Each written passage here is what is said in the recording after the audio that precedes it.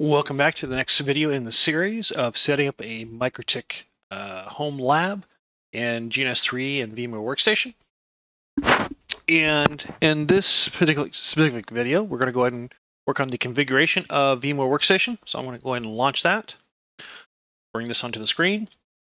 We're going to click on Open Virtual Machine. And from here, we're going to click on GNS3. We're going to click on Open, and we're going to name it. We're going to name it GNS3. Now, for the free version of VMware Workstation Player, you have to leave the default storage path. Otherwise, GNS3 will not pick up this VM on the fly. So let's go ahead and click on Import, leaving this as the default location. And what this is doing, this is inflating or extracting the contents of the file and bringing the VMDKs into that folder along with the configuration file.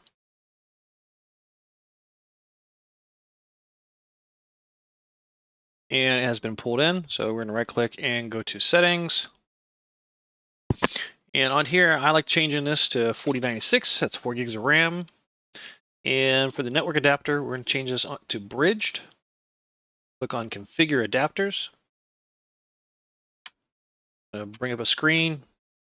And this is going to say, hey, which adapters do you want to use for bridging on this particular adapter for the VM? In my case, I only want my main Ethernet NIC, which is my Realtek PCI Gigabit Ethernet controller. I have several other NICs and VPN controllers on here. This is the only one I want to actually bridge on here. I click OK. And once you click OK here, it'll then adjust those settings. So it's now been changed to 4 gigs of RAM. And we look back in the virtual settings again. The network adapter has been set to bridge. Now this also, you have to look at the order of the network adapters. This is network adapter and then network adapter 2. In GNS3, this will be referenced as ETH0 and ETH1. So just keep that in mind. So now that we have this set, we can go ahead and close VMware Workstation. And we're going to go launch GNS3. So let's see if I can launch it from this screen.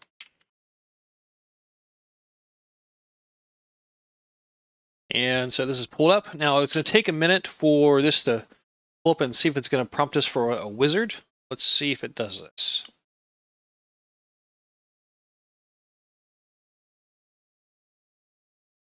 Okay, it does not. Sometimes this will pop up and prompt you for a wizard. If it does, just go ahead and click on local only. Actually, you know what? I'm going to go ahead and reinstall this and show you what the wizard looks like. Because otherwise it might be a little confusing. So let me go ahead and uninstall. I'll just do this on my other screen real quick.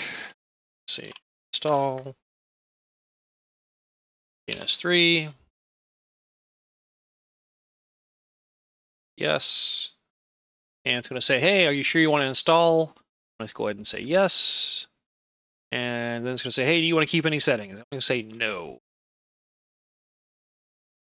And the reason I'm going through this process is I've had to troubleshoot this off camera for a little bit to understand why the different settings between the pro version and the free version. And it seems that the free version has to have everything default, otherwise stuff breaks. All right, let's go ahead and relaunch the installer for GNS3. Yes. To this screen, click next all the way through. We'll go ahead and reinstall the tools.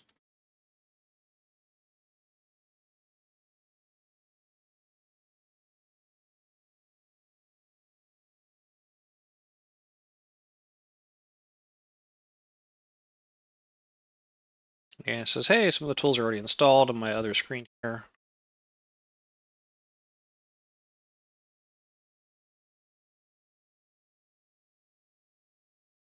And it is complete. Say no to SolarWinds. And since we already have VMware Player installed and configured, we're going to go ahead and click on leave the checkbox for Start GNS3 and click on Finish.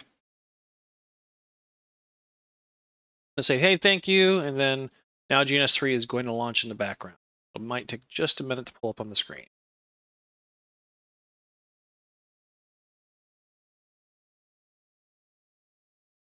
There we go. Okay, so this is the wizard I was talking about, where you can say, hey, run as an appliance in a virtual machine, or run appliances on my local computer.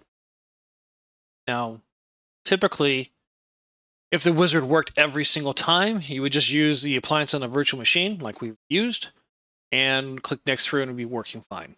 I don't trust this because it hasn't worked consistently on my side here, so we're going to check this box. Don't show again. Click next. I'm going to click next one more time.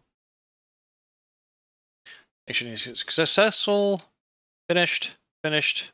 Okay. Now it's asking us to create a project. Now, or you can create any projects. You need to make sure at least one server is showing here on the right-hand side. This needs to be your local computer name itself or the GNS3 VM. For us to make use of Mikrotik, we do need to get the GNS3 VM going. So we're going to click on Edit, Preferences, GNS3 VM. We're going to check the box. And in theory, it should already have everything else configured for us. So we have VMware Workstation and has the name of the VM that we wanted to use, GNS3. Click Apply, OK.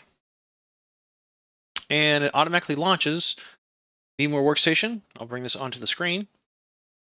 And it's booting the VM automatically.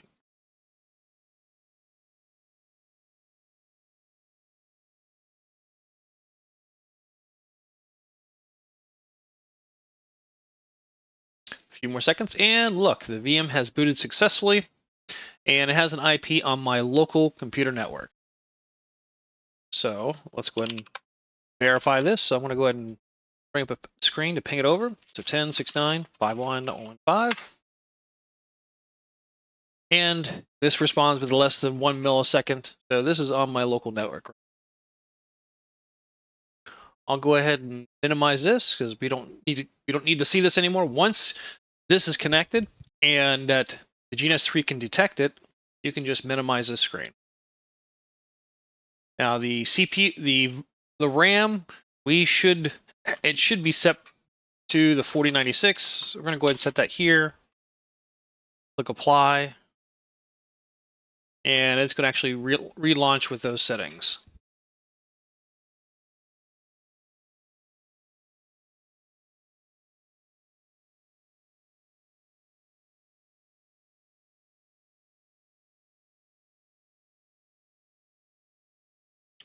It's relaunched. It's halfway booted, and there's booted. So this has been relaunched with the appropriate settings. Click OK. And now you see two servers in this list, one on your local machine and one on the VM. And now GNS3 and VMware Workstation is set to go. That is all for this specific video. Our next video is going to show how to import in Mikrotik templates or images and how to connect them together. Thank you for taking the time to watch this confusing video, but I'll see you in the next one.